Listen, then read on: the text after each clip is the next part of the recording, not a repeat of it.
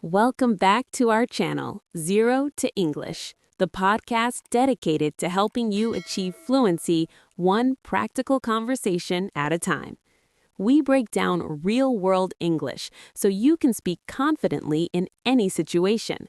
If you love practical lessons like this, please remember to subscribe, like, and hit the notification bell for more videos. Hello, everyone, and welcome to a massive, life-changing edition of the English Learning Masterclass. I'm Perry. And I'm Alan. Today, we are standing at the doorway of a new chapter. We are talking about New Year's resolutions. Now, in many English-speaking cultures, the first week of January is a very specific linguistic season. It is a time when everyone, from your boss to your neighbor, is talking about change. We don't just have goals, we have resolutions. To speak like a native in January, you need to understand the concept of the clean slate. This is the idea that the past is gone and the new year is a blank piece of paper where you can write a new story. Let's start with our first casual scenario. Alan and I are meeting for coffee on January 2nd. The holiday decorations are still up, but the conversation has shifted to the future. Listen for the specific resolution verbs we use. Ready, Perry. Happy New Year, Alan. Did you have a good one? You look remarkably well rested. Happy New Year. I actually decided to take it easy this year. I stayed in, had a quiet night, and woke up feeling ready for a fresh start. I'm officially ready to turn over a new leaf. That sounds sensible. I'm still digging out from all the Christmas hosting, but I've already started thinking about my resolutions. I really want to make some headway with my fitness this year. Good for you. I'm in the same boat. I've decided to kick off a new routine where I wake up an hour earlier to read. I'm hoping to stick to it for more than just a month this time. That's always the challenge, isn't it? Everyone hits the ground running in January, but by February, we've usually fallen off the wagon. Not this year. I've got a plan to stay consistent. I'm tired of just going through the motions. I want some real breakthroughs. Let's deconstruct the social layers of that interaction. Notice the phrase, turn over a new leaf. This is a classic idiom. It means to start behaving in a better way or to start a new positive habit.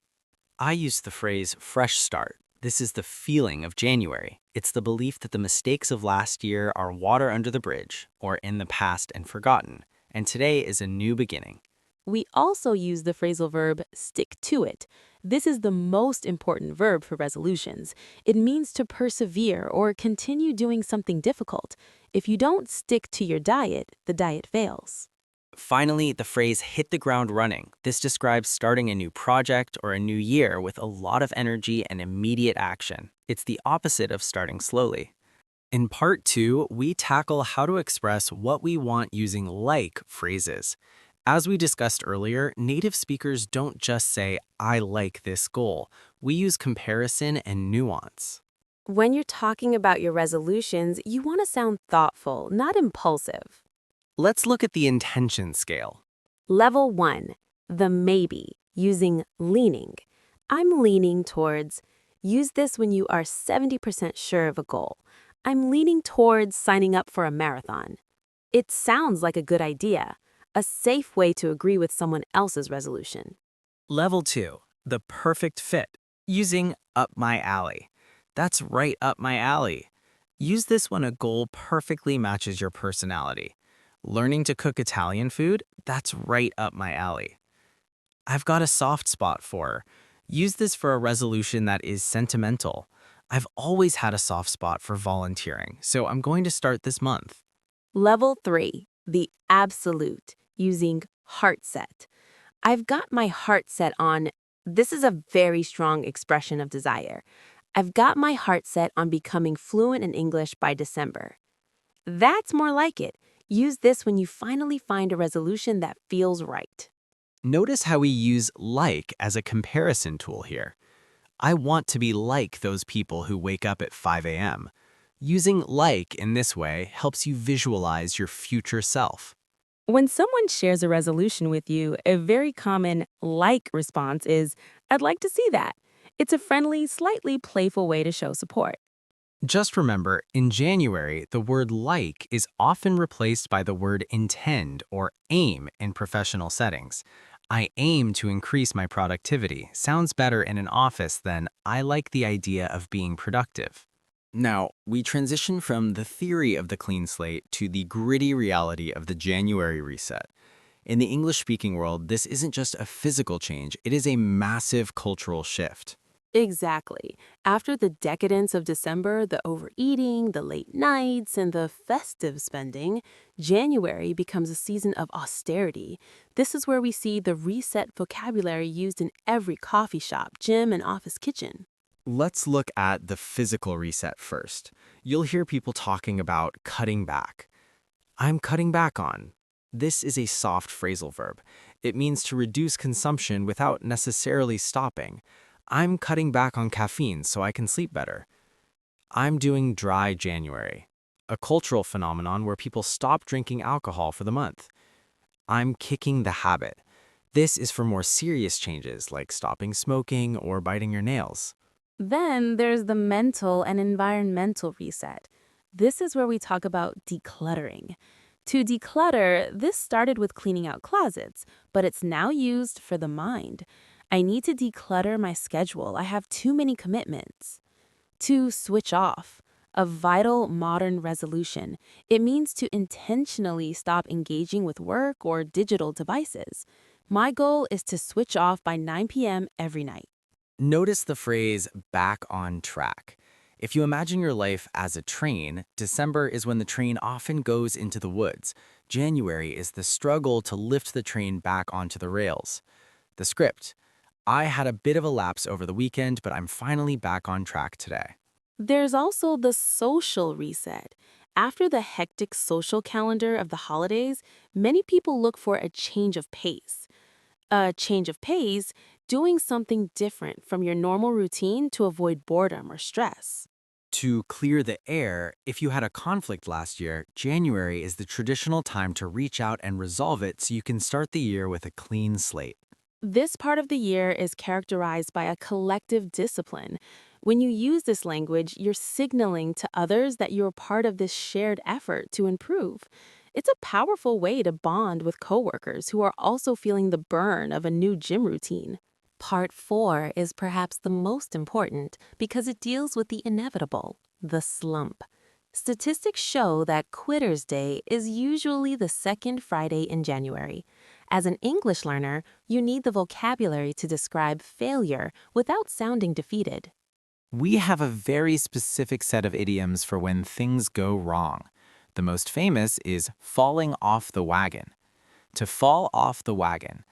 Originally used for people who broke a promise not to drink, it's now used for any failed resolution. I was doing so well with my diet, but then I saw the pizza and I completely fell off the wagon. Another common one is losing steam. To lose steam, like an old steam engine slowing down, you start January with a lot of pressure and energy, but by the third week, you are tired. I'm starting to lose steam with my 5 a.m. wake-up call.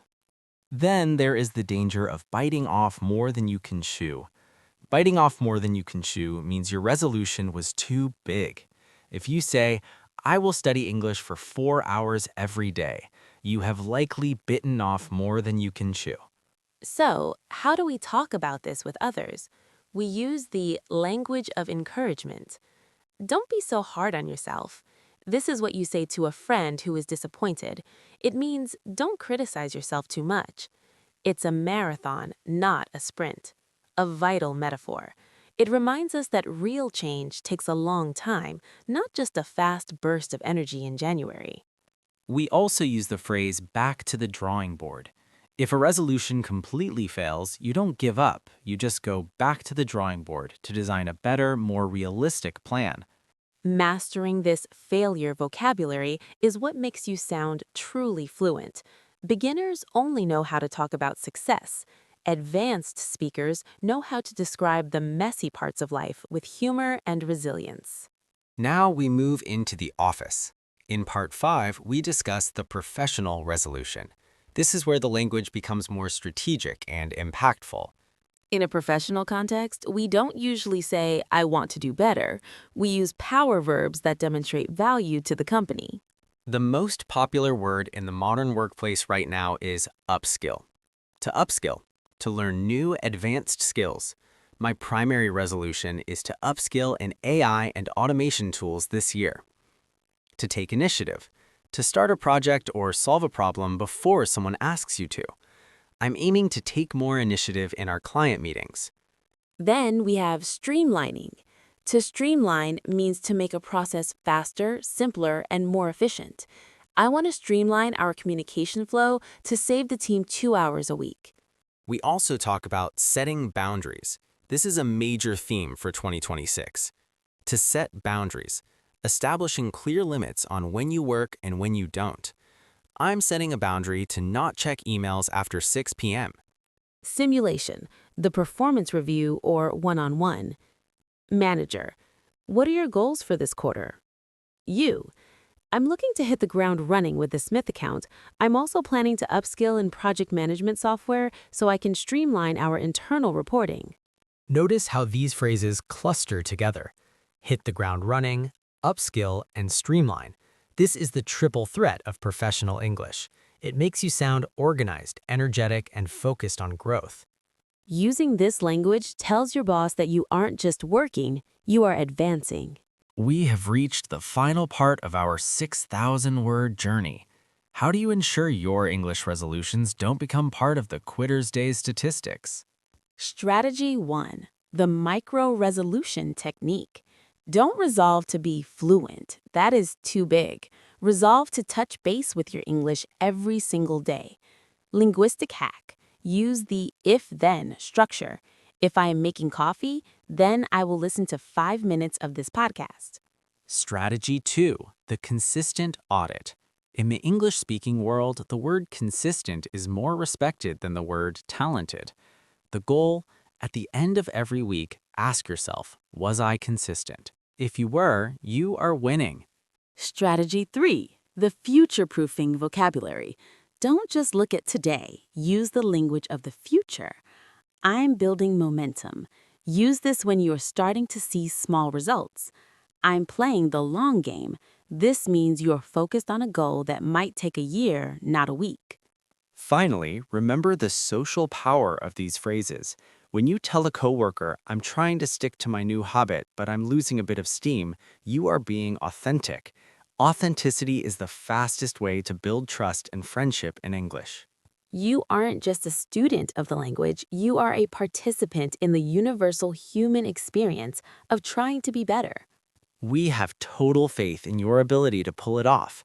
Use these phrases, embrace the clean slate, and let's make 2026 your most fluent year yet. Thank you for joining us for this massive masterclass. Happy New Year and happy learning. Goodbye for now. Farewell.